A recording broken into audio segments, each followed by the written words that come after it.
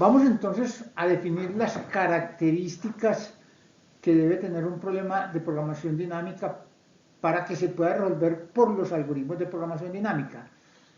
La primera dice, el problema se puede dividir por etapas que requieren una decisión en cada una de ellas. Miren que aquí las etapas eran prácticamente evidentes, pero ya les había dicho que hay veces que las etapas son forzadas, pero es necesario que el problema se pueda dividir en etapas, sean inventadas o que uno las encuentre naturalmente, pero tiene que dividirse en etapas. Entonces, en cada una de las etapas yo tomo una acción o decisión y en cada etapa yo estoy en un estado, que es la segunda característica, asociado al inicio de la etapa. Los estados son las condiciones posibles en las que se puede encontrar el sistema en cada etapa. Entonces, con las decisiones o acciones y con los estados se arma la tabla respectiva de la etapa, donde siempre los estados son las filas y las decisiones o acciones son las columnas. Miren qué fue lo que hicimos en el problema de la ruta de mínimo costo. La tercera característica es que el efecto de la decisión en cada etapa es transformar el estado actual en un estado asociado al inicio de la siguiente etapa, que ahí es donde se usa la fórmula de la programación dinámica del costo inmediato más el óptimo de donde me deja esa acción.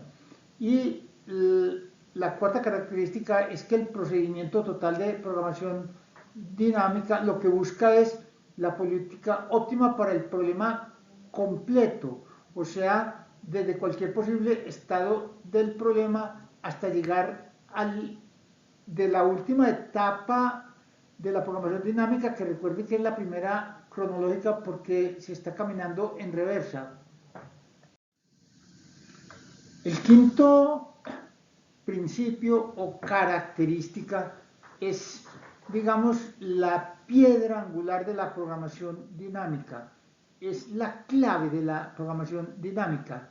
Miren que dice que dado el estado actual, el estado en cada etapa, la política óptima desde ese estado es independiente de las políticas adoptadas en las etapas anteriores. Miren que por eso uno no mira las etapas anteriores, sino que uno mira de ahí en adelante hasta llegar al objetivo final. La solución depende únicamente del estado actual y no de cómo se llegó allí. Miren que, por ejemplo, cuando yo estaba en F, yo me preocupaba por cómo llegar de F a J, pero no cómo había llegado a F, porque es que yo estoy calculando el óptimo de un problema hipotético si estuviera en F, y eso es calcular el costo mínimo de F hasta J, y eso es independiente de cómo se llegó a F. Eso se llama el principio de optimalidad de Bellman. Richard Bellman lo planteó en 1957 y se considera el padre de la programación dinámica.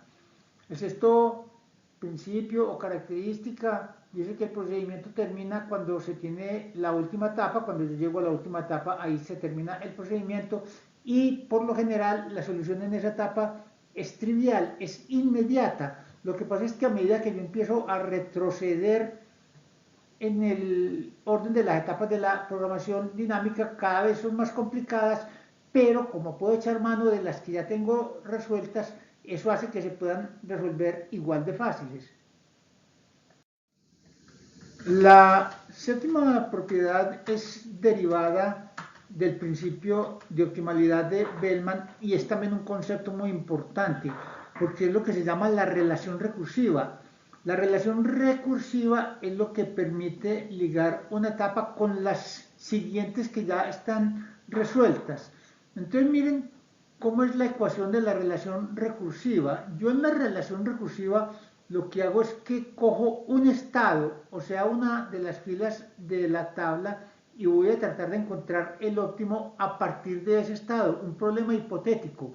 Si el problema es de maximización, pues miro si yo empezara en ese estado todas las alternativas, las decisiones posibles y escojo el máximo si el problema es de maximización o escojo el mínimo si el problema es de minimización sobre todas las decisiones o acciones que son las XN. Entonces miren que los estados son SN, que son las filas de las tablas de las respectivas etapas, y las acciones son las XN, que son las columnas. Y siempre para cada estado de cada etapa yo optimizo para resolver ese problema hipotético. Encuentro el máximo si es de maximización o el mínimo si es de minimización. Esa optimización en esa etapa es lo que se conoce como la relación recursiva. Miren entonces que en la parte de abajo está la nomenclatura. N mayúscula es el número de etapas, N minúscula es la etapa actual, S sub n es el estado actual en la etapa n y X sub n es la decisión o la acción en la etapa n también. En esta diapositiva se muestra cómo se arman las tablas para cada etapa de la programación dinámica. Miren que las tablas tienen como filas los estados en los que me puedo encontrar en esa etapa, o sea, las condiciones al inicio, al arranque de la etapa. En cambio, las columnas son las acciones o decisiones que se toman para ese respectivo estado.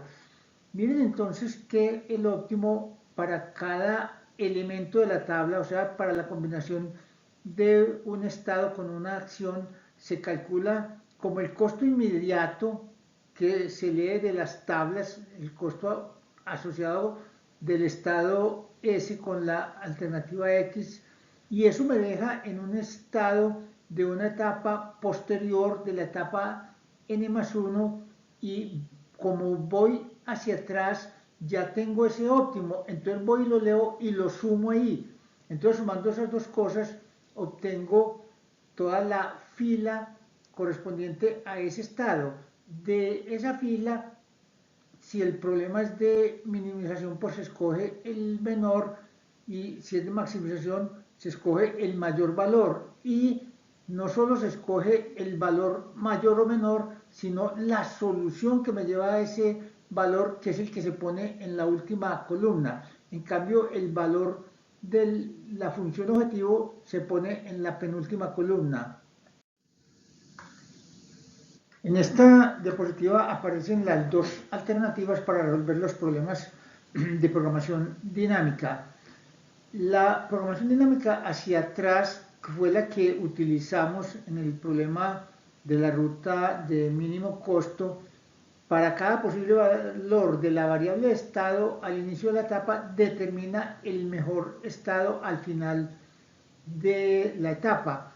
En cambio, la programación hacia adelante, que no la utilizamos nosotros, porque nosotros utilizamos, ya dijimos, la programación hacia atrás, en ese caso, para cada posible valor de la variable de estado, al final de la etapa se determina el mejor estado inicial.